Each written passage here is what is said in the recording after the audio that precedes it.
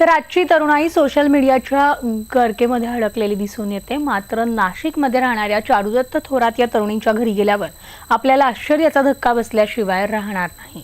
चारुदत्ताला छंद असलेल्या अभंग, ओवी, कविता, कादंबरीच्या लेखनानं संपूर्ण घराला ग्रंथरूप प्राप्त झाले।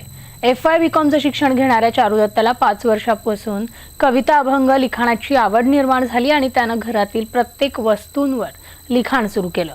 तर आज घरातील अशी एकही वस्तू नाही ज्यावर त्यानं लिखाण केलेलं नाही। घरातील भिंती, सीलिंग, अगदी थेट टीव्ही, घड्याळ, भांडी यांवर सुद्धा त्यानं आपलं लिखाण केलेलं आहे।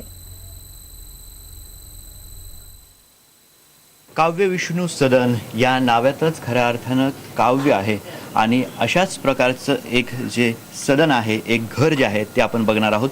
घराच्या सुरुवातीला जर बघितलं तर या ठिकाणी आपल्याला अभंग या बेलवर दिसतात। त्यातूनच आपण समजू शकता की आतमध्ये जे आहे कशा प्रकारचं जे एक प्रकारे वातावरण आहे, कशा प्रकारे अभंग ओव्या लिहिलेल्या असतील त्या आपल्याला या ठिकाणी बघायला मिळणार आहे। आपण आता या चारुदत्त थोरात यांच्या घरात आलेलो आहोत। या ठिकाणची जर परिस्थिती आपण बघितली तर प्रत्येक घराच्या प्रत्येक वस्तूवरती अभंग ओव्या असलेल्या आपल्याला दिसून येत आहेत। आपण जर बघितलं फोटो फ्रेम असेल किंवा या ठिकाणी लाईट्स असतील, या ठिकाणी पूर्णतः ज्या हजारोच्या संख्येनं अक्षरांना स्वयंचलित लाखो असे अभंग आपल्याला या ठिकाणी लिहिलेले दिसून येतात।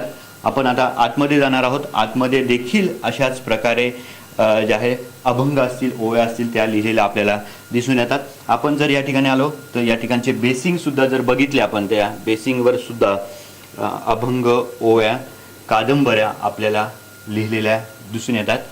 जर हा जो याची जी सुरुवात आहे, चारुदत्त थोरात जे आहे त्यांनी वयाच्या 15 वर्षापासून सुरुवात केलेली आहे। इथं जी तारीख आहे ती तारीख देखील आपण बघू शकतो। 12/5/2014 7:30 वाजेपासून त्यांनी हे अभंग, ओव्या जे आहे त्या आपल्या घरातील प्रत्येक वस्तूवरती लिहायला सुरुवात केली। काव्य विष्णू सदन म्हणजे काव्यात्मक विष्णूंचं सदन, ज्याच्यामध्ये लोकांना जीवनाचा अर्थ कळेल, ज्याच्यामध्ये लोकांना आपल्या सुख आणि दुःखांना कसं दूर करायचं त्याचा सारासार वैज्ञानिक दृष्टिकोनातून याचा अर्थ सांगितलेला आहे। काव्य विष्णू सदनामध्ये जीवनाचा खरा अर्थ प्रतिपादित केलेला आहे। अनेक कादंबऱ्या, अनेक कविता हिंदी, मराठी, इंग्लिशमधून अनेक कविता दिलेल्या आहेत। अनेक आचरण याच्यामध्ये सांगितलेले आहेत। अनेक चक्र सांगितलेले आहेत। तसं तर तो लहानपणापासूनच लिहित होता, पण आम्हाला 2014 पासून याची म्हणजे आम्हाला माहिती झालं की थोडं त्याच्यामध्ये काहीतरी वेगळेपणा आहे किंवा त्याच्या लिखाणात काहीतरी वेगळेपणा जाणवला। आम्ही त्याला म्हणजे थांबवलंही नाही आणि काही आम्हाला त्याची अडचणही आली नाही। आम्हाला उलट आनंदच वाटतो। नक्कीच आपण आई वडिलांच्या प्रतिक्रिया सुद्धा या ठिकाणी बघितलेल्या आहेत। त्यांना कौतुक आहे चारुदत्ताची की अशा प्रकारे त्यांनी ओव्या असतील, कादंबऱ्या असतील किंवा अभंग असतील ह्या लिहिलेल्या आहे आणि त्याच्यातून एक चांगल्या प्रकारचं मार्गदर्शन ते भावी पिढीला करताना आपल्याला दिसून येते।